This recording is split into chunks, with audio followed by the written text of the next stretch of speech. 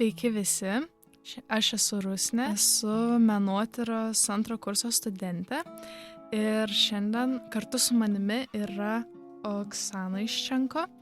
Labas, Oksana. Sveiki, malonu čia būti su jumis. Tai šiandieną mes kalbėsime apie Oksanos baigiamojo darbo kūrinį pavadinimu Įkaitęs kulnas. Oksana yra 3 kurso naujųjų medijų studentė.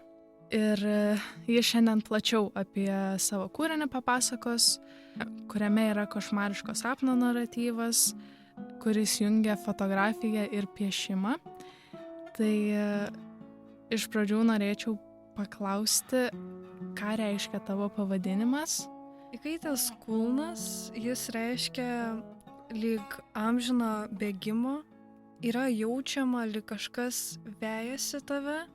Ir tu tiesiog bėgioji ir čia galima, pavyzdžiui, paaiškinti kaip pagal fizikos dėsnį, trinties dėsnį, kuris paaiškina, kai 2 objektai trinasi į vienas kitą, tada jie tampa labai karšti dėl tos trinties ir manau, šis pavadinimas visai atitinka, kadangi aš nuo savo košmaro vis bėgu ir bėgu.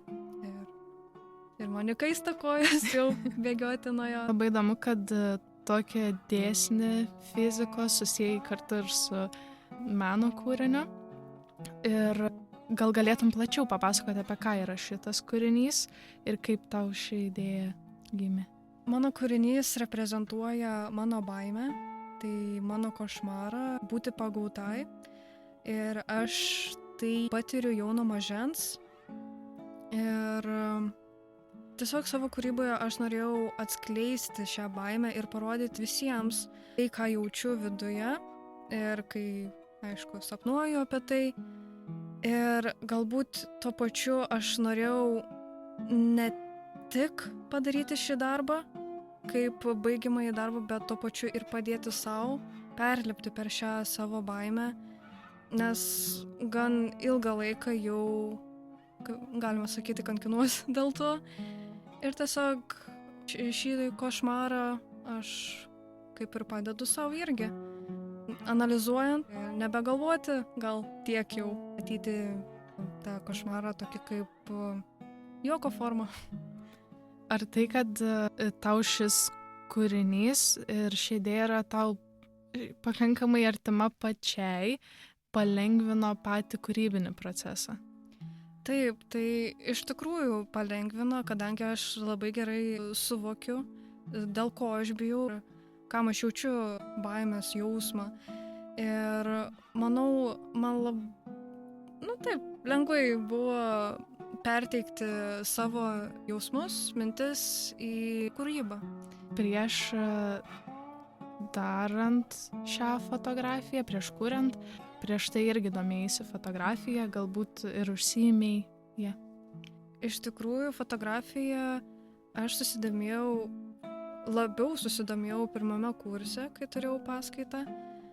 Ir karts nuo karto bandau fotografuoti kažką, bet taip dažnai nebedarau, nes aš neatrandu savo kaip ir mūzos ar kokį nors objektą, ką aš norėčiau fotografuoti, bet manau, ateityje aš tikrai užsiimsiu fotografiją ir galbūt darysiu dar daugiau tokių darbų, kaip sulieti piešimą su fotografija.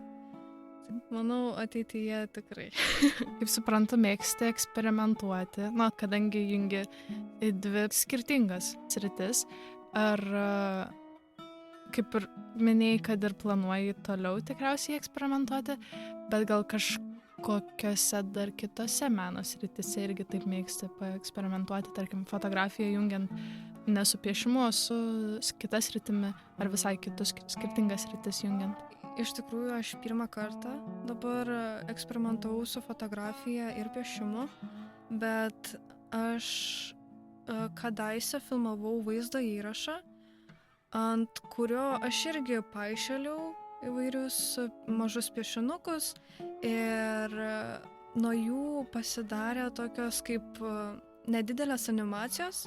Fone matosi vaizdo įrašas paprastas ir ant viršaus to vaizdo įrašo tai, tokia kaip pieštinė animacija. Ir man visai labai patiko tas darbas ir galbūt dėl to aš ir pagalvojau tiesiog fotografiją su piešimu sulieti, o daugiau tokių eksperimentų nesu bandžiusi, bet manau, ateityje tikrai bus įdomu, gal net dar kažką sužinosiu, gal ne tik suliesiu fotografiją ir vaizdo įrašus su piešimu, gal kaip nors kitaip, ką nors darysiu.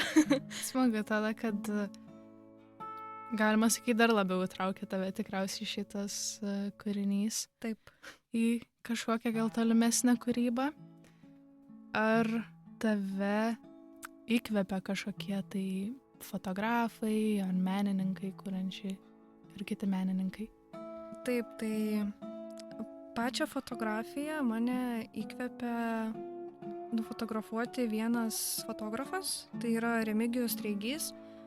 Jis fotografuoja kraštovaizdžius rūke ir jo fotografijos, jos yra juodai baltos ir tokios atrodo niūrios.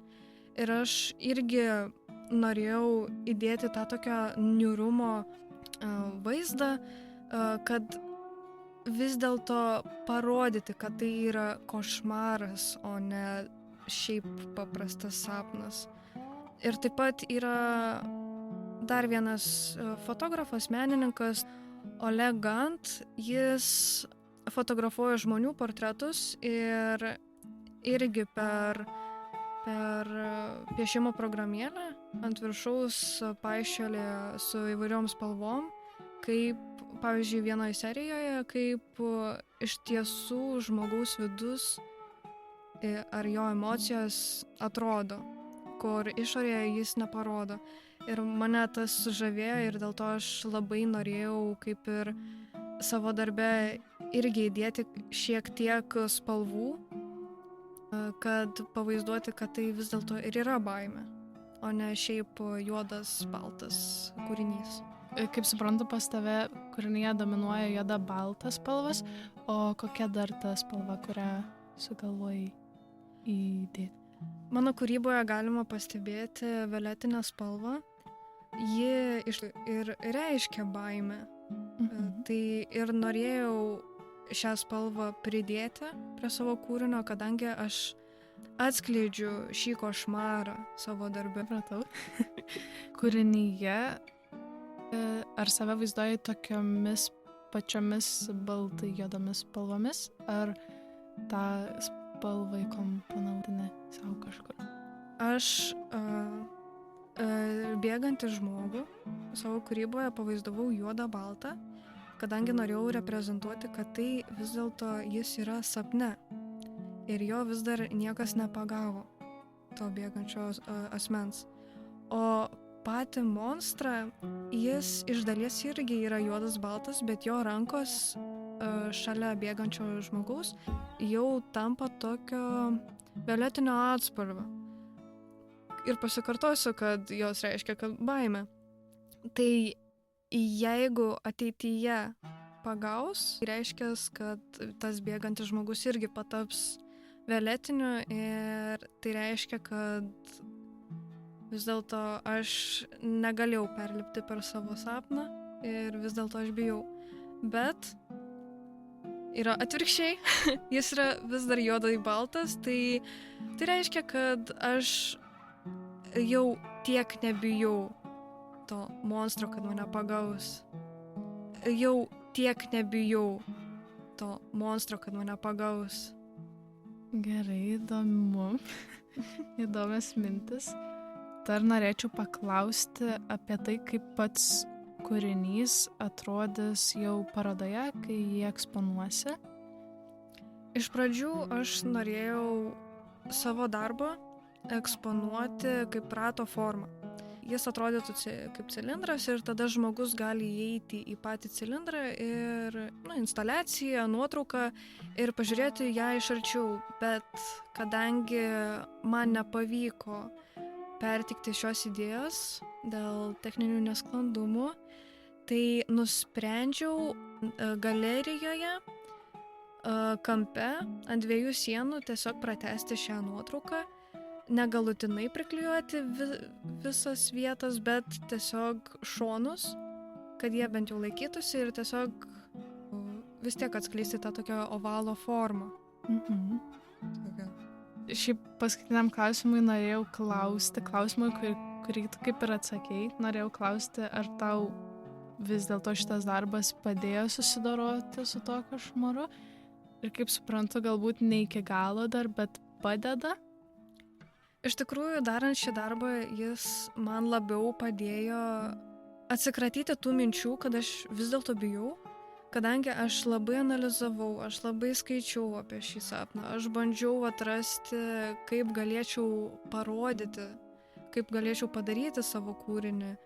Visą tą analizę man kaip tik padėjo labiau ir suvokti savo baimę, savo košmarą ir manau, kad galiausiai aš dabar net tiek jau ir bijau, kad mane kažkas pagaus. Labai smagu, kad taip per kūrybą galima ir save geriau pažinti ir išsiaiškinti kitus dalykus. Ačiū už pokalbį. Ačiū, kad pakvietėte. Ir sėkmės tolimesniuose darbuose. Sėkmės. Ačiū.